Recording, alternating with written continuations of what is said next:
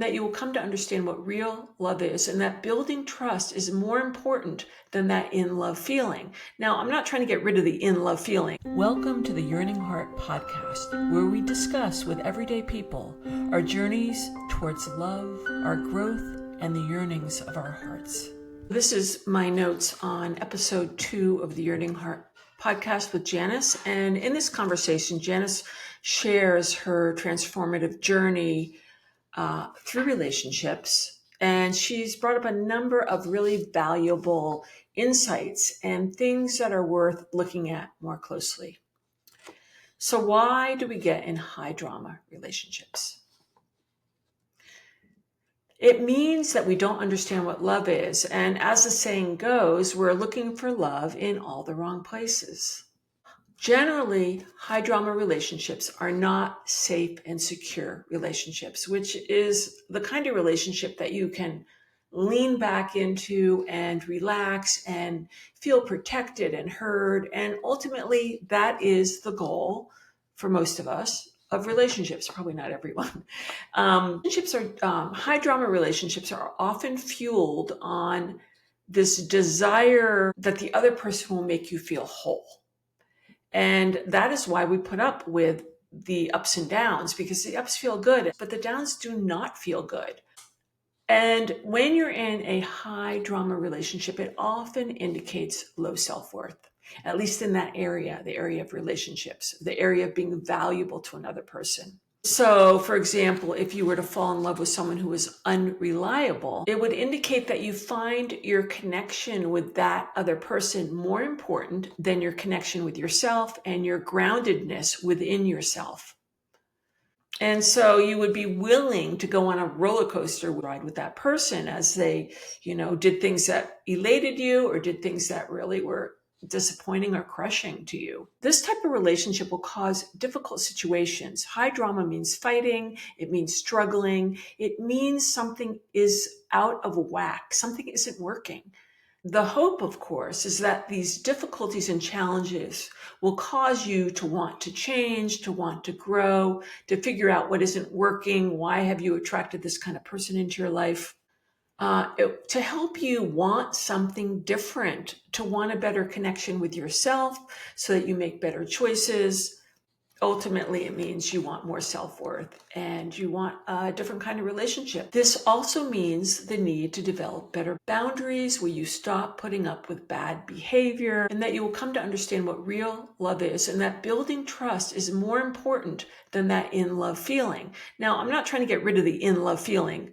You want that in-love feeling, but you also want to have it with someone you can build a safe, secure, and trusting relationship with.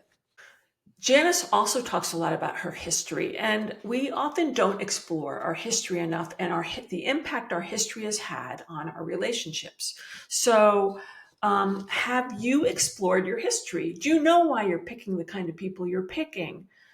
Do you know how your history is impacting how you relate to your partner? How did it impact you if you saw one of your parents sacrificing, basically being a martyr, and the other partner sort of accepting it all and being the one in control, being the one who deserved to be treated a certain way? Whereas, that kind of watching that stuff, you might not know consciously how it affected you, but for sure it affected you unconsciously. And often people model themselves after one parent or the other, depending on how they interpret what happened and how they feel about it. So you might be a kid of those parents, and you might think, oh, I don't want to be selfish like my, let's say father was. I want to be more giving. Or you might say, oh, I don't want to give up all my needs like my mother did. And you might not do this consciously. So then you're picking people that fit into that formula, and you don't know why you're getting the people you're getting and why your relationships aren't working. Another example would be growing up in a family with a lot of anger. And you might decide anger is dangerous and you're getting rid of anger, period, including healthy anger that allows you to protect yourself, defend yourself.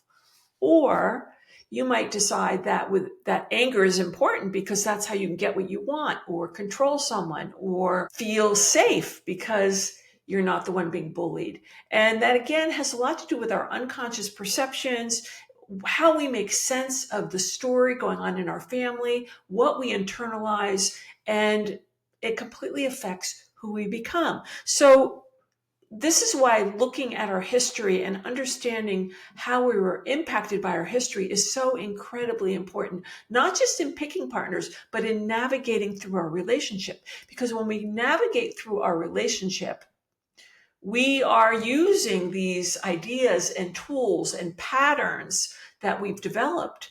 And we need to be able to sort of dissect them and go, oh, I need more anger.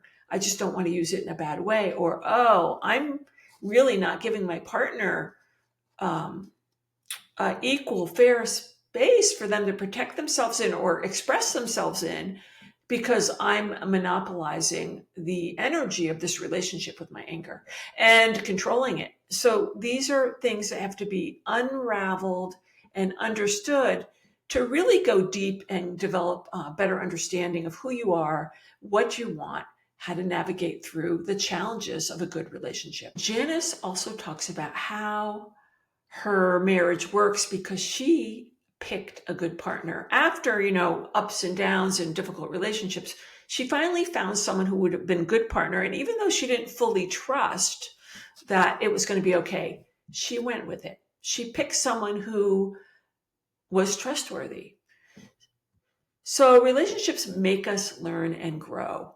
The challenge of relating to a completely different human is immense.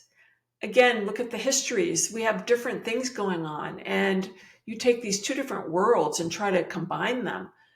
There can be a lot of friction.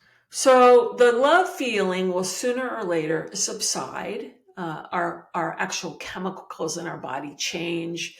The dopamine becomes more oxytocin, so the high starts changing to like the cuddle hormone, assuming we have a safe, trusting relationship. So what happens when the in-love feeling starts to fade? The challenges feel insurmountable sometimes.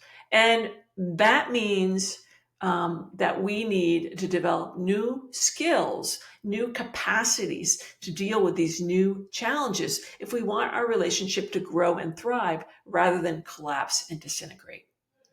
So for an example, one person's reactivity might be really difficult for the partner who pushes away his or her feelings.